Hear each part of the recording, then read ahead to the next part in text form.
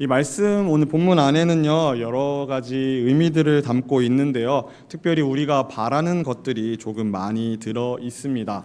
여기에 보서 어디에다가 우리가 집중하냐에 따라서 이 말씀은 솔직히 모든 구절 한 절 한 절이 다 은혜가 된다라고 볼 수 있습니다. 근데 사실상 성경에 은혜가 되지 않는 말씀은 없기 때문에 다 은혜가 되는데, 특별히 이제 우리가 요즘 들어가지고 많이 주목하는 말씀, 10년 전, 20년 전에도 주목했지만 다음 세대를 생각하시는 분들은 이 뒤에 있는 새벽 이슬 같은 주의 청년들이 주께 나오는 도다, 이 부분을 많이 집중했었습니다. 그래서 찬양도 있죠. 새벽 이슬 같은 주의 청년들이 주님 앞에 나오는 도다.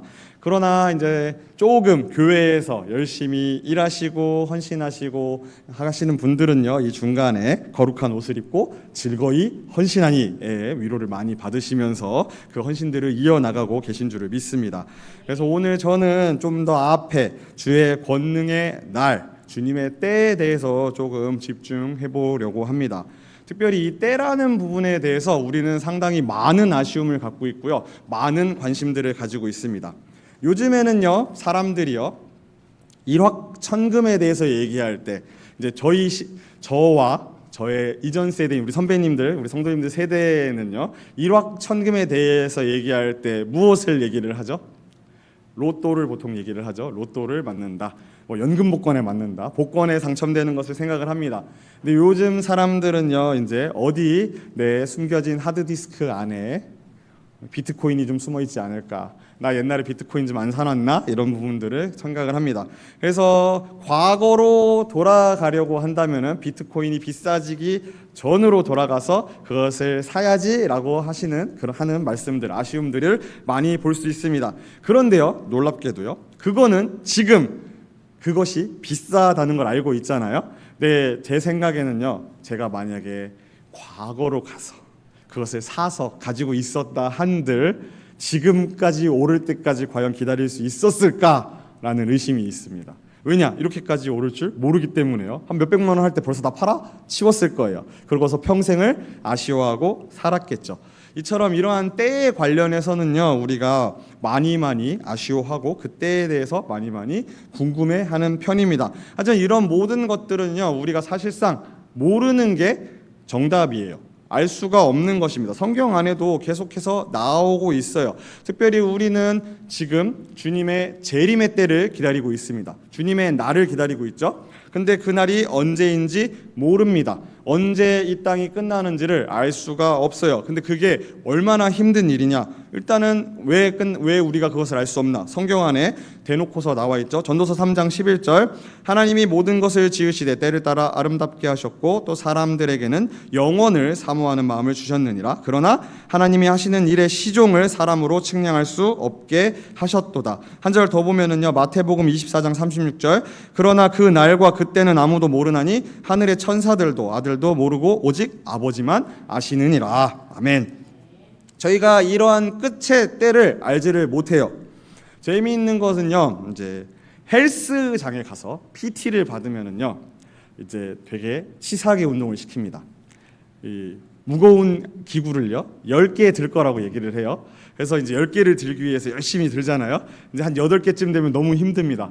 그래서 온 힘을 다 쥐어짜서 9개를 들고 10개를 들면 반드시 들리는 소리가 있죠. 뭐죠? 하나 더.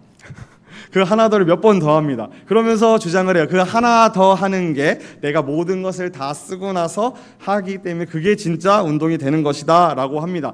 사실상 우리가 만약 모든 부분에 있어서 고통의 끝이 정해져 있다면요, 우리는 그것을 견뎌낼 수 있어요. 그래서 제가 이것을 엎지를 줄 알았다면 미리 치워놨을 텐데, 네, 그렇죠? 저희가 엎지를 줄 알았으면 미리 치워놨을 텐데 너무 가까이 놨네요. 처럼 우리가 이제 이 고통의 때가 언제 끝나는지, 만약에 내일 주님이 오신다라고 결정이 돼 있다면은 오늘 어떻게 사실 건가요? 모든 재산을 다 털어서 불쌍한 사람들에게 다 나눠주고, 그렇죠?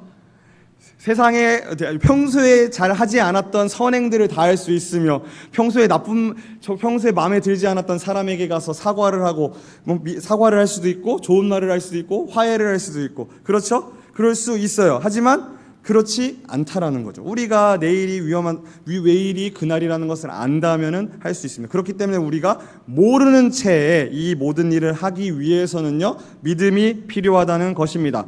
제가 좋아하는 작가 중에 러시아의 작가 톨스토이라는 작가가 있습니다. 톨스토이의 작품 중에 제가 제일 좋아하는 건 단편 중에 사랑이 있는 곳에 신도 있다라는 작품이 있어요. 이 작품 제가 몇 번 말씀드렸을 수도 있고 안 드렸을 수도 있습니다.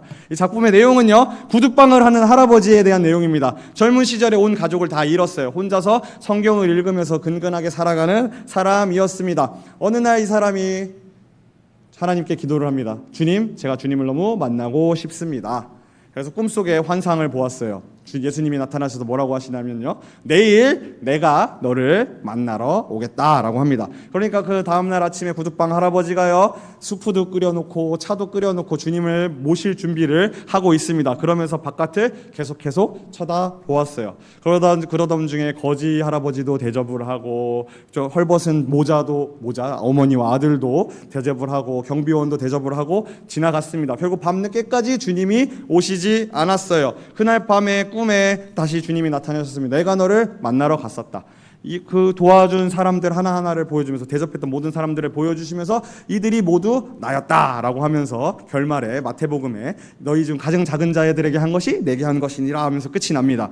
근데 이것을 보았을 때 제가 은혜가 됐던 부분은요, 이 때라는 것입니다. 우리가 이 구두방 할아버지는요, 분명히 매일매일 같은 생활들을 반복했을 겁니다. 매일매일 구두방에서 일을 하면서 살았겠죠. 하지만 바깥쪽에서 그 어려운 이웃들을 발견하게 된 이유는요, 그날에 주님이 오신다고 했기 때문입니다. 즉, 이 사람은요, 주님이 오시는 것을 기대했을 때에 그 것들을 발견할 수 있었다는 거죠. 그럼 우리도 마찬가지라는 거예요. 지금 우리가 이 때가 언제인지, 주님의 때가 언제인지 모릅니다. 모르지만 이 때를 우리가 기대하는 마음이 있다면은 이제 우리가 모든 것들을 바라볼 수 있는 눈이 열릴 수 있다라는 것입니다. 그래서 필요한 것이 믿음이고요. 그 믿음과 연결되는 것이 바로 그 다음 구절이죠. 주의 백성이 거룩한 옷을 입고 즐거이 헌신하니입니다. 요것을 말씀드리기 전에 그때가 지금 저희는 어느 때일까요? 그때. 그래서 뒤에를 저는 좀 넣으려고 합니다. 새벽 이슬 같은 주의 청년들이 주께 나오는 때를 보면은 사람이 늘어나는 거잖아요. 우리가 부흥하는 때. 지금 모든 집사님, 권사님, 성도님, 장로님 가리지 않고, 목사님 다 가리지 않고 열심히 우리 옥토교회 하나님 나라를 알리기, 하나님 나라를 전도하기 위해서 열심히 애를 쓰시고 가족들을 위해서 기도하고 하고 계시잖아요. 그 모든 것들이 이루어지는 그때는 반드시 온다라는 것입니다. 그렇다면 그것을 기다리는 우리들, 믿음이 있는 우리들은 어떻게 해야 하는가? 바로 거룩한 옷을 입고 즐거이 헌신해야 한다는 것입니다. 이 헌신이라는 단어에 대해서 조금 어려움이 있어요. 헌신은 무엇일까요? 헌신과 봉사는 무엇이 다른 것일까요? 라고 생각을 했을 때, 봉사라는 부분을 찾았을 때 구약에서 봉사라는 부분들이 나옵니다. 민수기 4장 7절 8절을 함께 보면은요, 함께 읽겠습니다. 시작.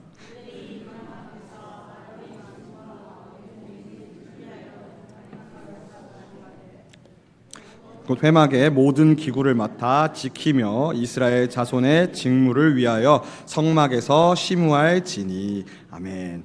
여기 보면은 이 구절은요, 아론의 자손, 무슨 지파죠? 레위 지파입니다.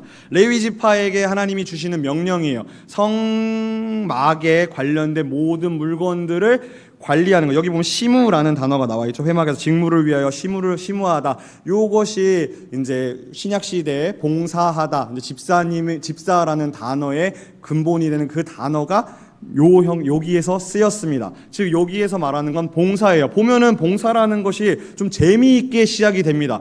자원함으로 시작하지 않아요. 그렇죠. 재미있죠? 자원이 아니라 일방적으로 하나님이 시키십니다. 일방적으로 봉사할 사람을 뽑으시고요, 일방적으로 업무를 주셔요. 근데 그 업무가요, 동일하지 않아요. 그 그렇죠. 누군가는요 성막 전체, 성막에 되게 귀한 촛대도 있을 거고 법궤도 있을 거고 하잖아요. 그런 거 금으로 만든 것들을 다루는가 하면은요 누군가는 먼지 풀풀 나는 천조가리를 다루어야 되는 그런 일들로 나누어져 있습니다. 그러면 그 봉사의 층이, 그 봉사의 등급이 있을까요? 금붙이를 만지는 사람은 존귀한 일을 하는 거고, 그 성막의 그 싸개를 만지는, 가죽들을 만지는 사람들은 좀 천한 일을 하는 사람들일까요? 아니겠죠.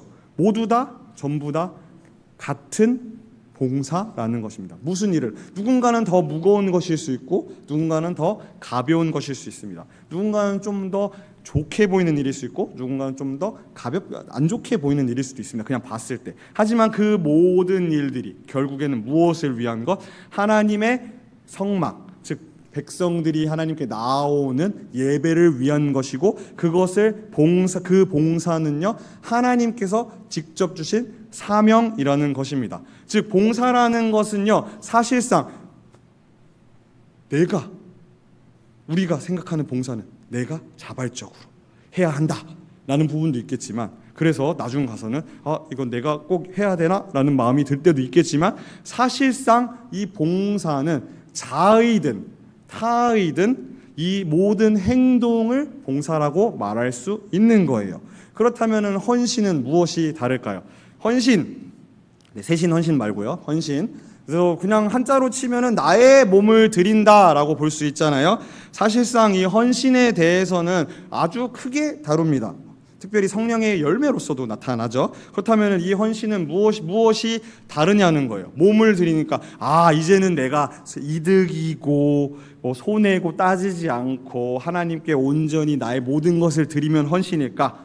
내가 전 재산을 다 갖다가 헌금을 해야만 헌신일까? 그게 아니라는 거죠. 이 헌신이라는 것이 어떻게 이루어지냐? 바로 믿음에서 이루어진다라는 것입니다. 내가 사람의 의도로서 행동으로서만 나오는 것이 아니라 주님의 때를 기대하고 그 때를 위해서 하는 모든 마음가짐들, 하나님을 믿고서 이 부분들을 살아나가는 그 모든 부분들이 헌신으로서 나온다는 거예요. 그런데 거기까지 믿음이 성장하신 분들, 그 헌신이라는 마음이 나오는 분들이 봉사가 없을 리가 없기 때문에 그 두 개가 우리가 굳이 구분하지 않고 생각하지 않는 거예요. 그렇다면 지금 우리는 모두가 함께 다 크거나 작거나 교회 안에서 헌신하는 성도님들이십니다. 그렇죠? 아멘이시죠? 네, 감사합니다. 그렇기 때문에요, 우리가 이제는 걱정을 하게 돼요. 사실상 그러면서 아까 담임 목사님께서 낮에 예배 때 설교하신 내용을 지금부터 물어볼 겁니다. 여쭤볼 거예요. 기억하셔서 대답을 해주셔야만 합니다. 사람이 제일 먼저 훔친 것은 무엇일까요? 사과처럼 생긴 선악과죠. 네, 사과처럼 생긴 선악과입니다. 선악과를 훔쳤다라는 것은 뭐예요? 선악을 다루는 것은 하나님의 영역, 주님의 권한입니다. 그것을 사람이 훔쳤어요. 그것을 훔쳐서 먹었기 때문에 사람이 어떻게 되죠? 비교하게 되고 판단하게 되고 정죄하게 됩니다. 그러다 보니까 우리가 아까 말씀드린 것처럼 봉사는요 우선순위가 없어요. 모든 일이 다 소중한 일들이고 모든 일이 다 헌신하는 하나님께 빛이 되는 일들입니다. 하지만 그것을 우리가 판단하는 것을 도둑질했기 때문에 어떻게 돼요? 서로 비교하고 정죄하게 됩니다. 그러다 보니까 이제 어떻게 돼요? 부담감이 생겨요. 어떤 부담감이 생겨요? 옆에 분이 하고 있는 봉사 주머니보다 내가 하고 있는 봉사 주머니가 좀 작아 보여. 이게 많아 보이는 건 상관없어요. 내가 많아 보이는 거는 아무도 상관하지 않습니다. 뭐가 중요하냐? 작아 보이는 게 문제예요. 그러다 보니까 부담감을 느껴요. 내가 좀 더 여기서 나이를 먹으면, 내가 좀 더 여기서 믿음이 좋아지면 저 큰 짐을 지어야 하는 건가?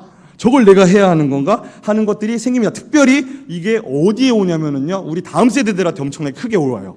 우리 아빠 엄마의 모습, 교회에서 즐거이 헌신하는 아빠 엄마의 모습, 믿음이 이미 다 성장하신 우리 아빠 엄마의 모습을 보면은 즐거이 교회에서 봉사하며 당연하게 봉사해요. 근데 나는 아직 안 그래.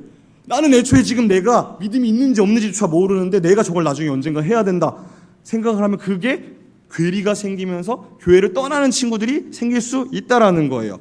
그렇다면은 이 부분에 대해서 우리가 어떻게 봉사하며 기다려야 하냐는 거예요. 헌신하며 기다려야 하냐는 것입니다. 그래서 이 모든 것들 제가 하나 넘어갈게요, 집사님. 저 히브리서 11장 17절에서 19절 함께 읽겠습니다. 시작. 아브라함은 시험을 받을 때에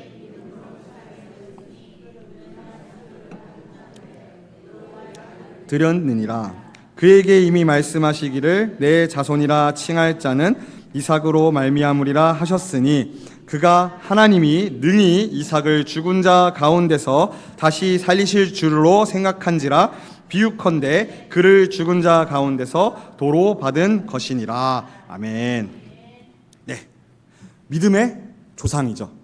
모든 믿음의 조상이라고 불리는 아브라함입니다. 왜냐하면은요, 아브라함은 수많은 선택들을 믿음이 있는 선택으로 했습니다. 기록으로 나타내요. 사실상 히브리서 11장 안에 아브라함에 대한 기록이 2번 나오죠. 믿음으로 아브라함은 갈대아인 우르에서 하나님이 주겠다 하는 땅을 듣고서 나왔다부터 시작을 합니다. 그렇다면은 이 믿음 있는 아브라함, 우리가 성경 안에서 성경 인물들의 본을 봤잖아요. 그럼 결국 우리의 믿음은 이런 믿음이 돼야 한다로 부담을 크게 가질 수 있어요. 그렇죠? 이 아들 되게 우리는 그냥 쉽게 그 외아들을 우린 결말을 다 알아요. 그렇죠? 역사적으로 봤을 때 결말을 다 압니다. 하나님이 결국엔 어떻게 하시죠? 아브라함아 멈춰라 해가지고 아들을 죽이지 않고 새로 그 양을 새로 준비하셔가지고 하잖아요. 그걸 알아요. 근데 그거를 아브라함은 알았을까요? 몰랐을까요?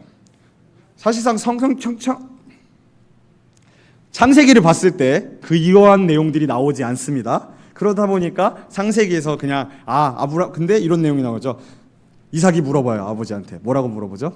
아버지, 불과 나무는 우리가 갖고 있는데 제사할 양은 어디 있습니까? 라고 물어보죠. 그러니까 아브라함이 뭐라고 하죠? 제사할 양은 하나님께서 직접 준비하실 거란다.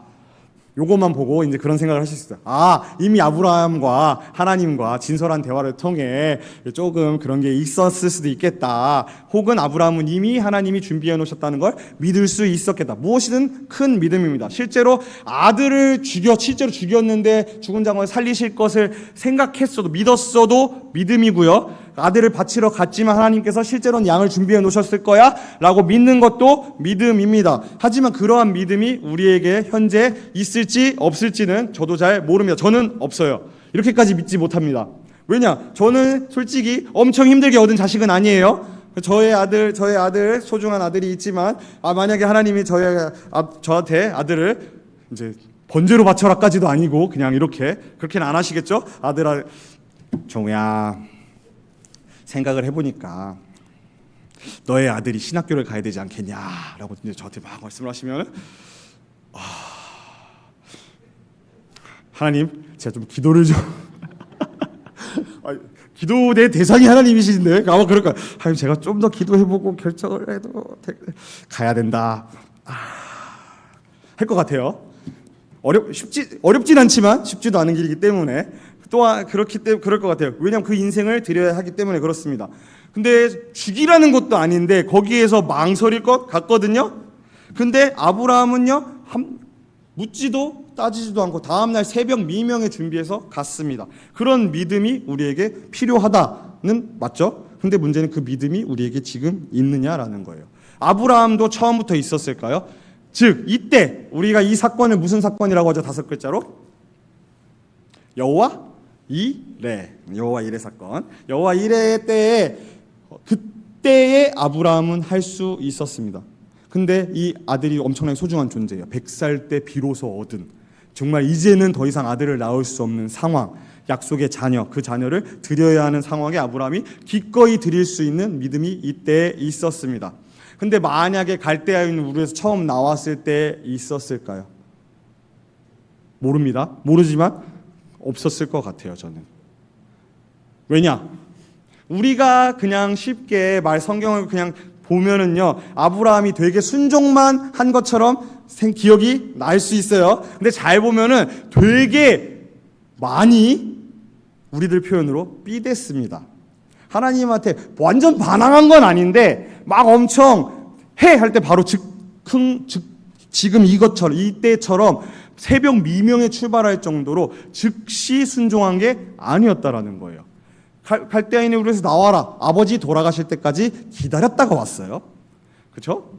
애굽으로 내려가서 안 올라오려고도 했고요. 하나님이 지켜주실 걸 믿지 못해가지고 아내를 여동생이라고 하기도 했습니다. 그렇죠? 여러 가지 흔들림들이 많이 있었어요. 즉 그의 삶의 전반적으로 주님의 때를 기다리면서 그 때를 위해 차곡차곡 믿음이 성장해 나가고 있었다는 것입니다. 즉 우리는요 이 성장 과정을 다 내려놓고 앞에 결말만 보는 것이 아니라 이 성장 과정을 집중해야 된다는 것이에요. 주님의 권능의 날 언제인지 모릅니다. 그렇다고 모르기 때문에 우리가 먼 훗날에 오는 막연한 일이야, 이제는 우리가 그 일을 혹시나 눈으로 못 볼 수도 있어. 주님이 오시는 날을 못 볼 수도 있어. 우리가 부흥하는 날, 우리 다음 세대가 우리 교회에서 일어나는 일, 나는 그것을 못 볼 수 있어. 그렇다고 그것을 손 놓고서 두어야 되는 것이 아니라 우리는 매일매일 나아가야 한다는 것입니다. 그런 것을 보았을 때 사실상 지금 누군가가 아니죠. 기도하시다가 정말 하나님과 같은 존재에게 응답을 받았어요. 주님 재림하실 때까지, 주님의 재림을 볼 때까지 너는 죽지 않을 것이다 라고 하면은 영생할 거라고 생각하실 건가요? 어떻게 생각하실 것 같아요? 그런 응답을 받았다면 내가 만약에 예수님 다시 오시는 그날까지 안 죽을 거래요. 그럼 뭐라고 생각하시겠어요? 그런 생각할 수도 있어요. 아, 나는 영원히 죽지 않겠구나. 근데 저는 반대로 이런 생각도 들어요. 아, 곧 주님 오시겠구나 라는 생각을 할 수도 있을 것 같아요. 성경에 이런 응답을 받았던 사람이 있죠. 누가복음에 나오는 시므온이라는 사람입니다. 특별히 말씀을 읽지는 않겠어요. 자, 주님이 오시는 메시아가 오는 그날까지, 그리스도를 볼 때까지 죽지 않겠다라는 응답을 받았고요. 예수님을 봐왔을 때 그가 이렇게 고백합니다. 나를 놓아주셨다라고 고백을 해요. 거기에 시므온의 나이는 그렇게 나오지는 않지만 알 수 있는 거죠. 그가 메시아가 오시는 그날까지 그 오래 사는 것들이 그렇게 행복한 날들, 언젠지 모르는 그날을 기대하며 사는 것들이 쉬운 날들은 아니었다라는 것입니다. 그렇기 때문에 하나님께서는요 우리의 믿음을 위해서 수많은 것들을 준비해 놓고 계십니다. 오늘 하루하루 살아갈 때 우리가 단번에 이러한 큰 믿음들, 단번에 이 마지막 날의 믿음을 우리에게 요구하시지 않는다는 것입니다. 야고보서 1장 3절과 4절을 보면은요, 이는 너희 믿음의 시련이 인내를 만들어내는 줄 너희가 알미라. 인내를 온전히 이루라. 이는 너희로 온전하고 구비하여 조금도 부족함이 없게 하려 함이니. 아멘. 그리고 베드로전서 1장 7절도 보겠습니다.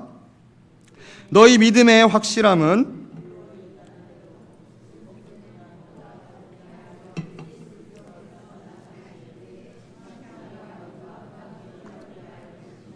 아멘. 자, 인내와 우리의 믿음이요 금보다 더 귀하다는 거예요. 지금 지켜야 되는 거. 그리고 그 전에 뭐예요? 이 믿음은요 결국 시련과 인내가 필요합니다. 우리가 지금 이 시기들, 언제인지 모르고 기다리는 막연한 이 시기들에 지금 살아내시고 봉사하시고 헌신하는 이 모든 시기들이요 결국에는 하나님께서 이것을 우리에게 인내를 요구하고 계신다라는 것이에요.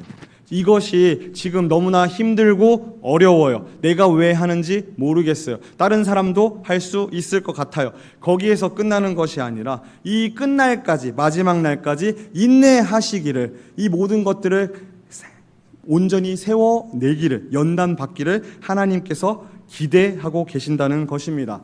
그렇기 때문에 우리는 이 주의 권능의 날을 기대하고 사모할 수밖에 없는 거예요.